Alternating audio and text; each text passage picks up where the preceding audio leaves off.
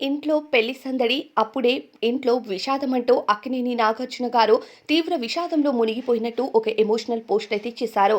అక్కినేని నాగార్జున గారు ఇప్పటికీ సినిమాల్లో యంగ్ హీరోస్తో గట్టి పోటీ ఇస్తున్నారు. అలానే ఇక ఒకవైపు హోస్టింగ్ బాధ్యతలను తీసుకొని మరోవైపు బ్రాండ్ ప్రమోషన్స్తో పాటు బిజినెస్లంటూ కోట్ల ఆస్తికి అధిపతిగా మారుతున్న సంగతి అందరికీ తెలిసిందే. అయితే అక్కినేని నాగార్జున గారు పర్సనల్ లైఫ్లో కూడా చాలా బిజీగా ఉంటూ ఎప్పటికప్పుడు ఫ్యామిలీ అప్డేట్స్ని కానీ అలానే బిజినెస్లకు సంబంధించిన ప్రమోషన్స్ కానీ సోషల్ మీడియాలో షేర్ చేస్తూ ఉంటారు.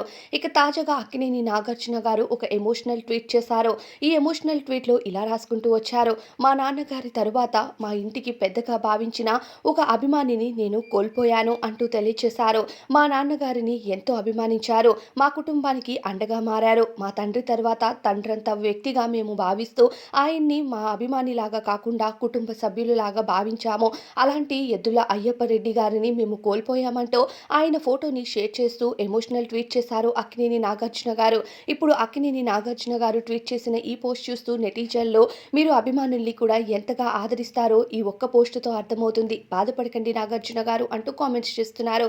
ఏది ఏమైనా నాగార్జున గారు ధైర్యంగా ఉండాలని మనం కూడా కోరుకుందాం.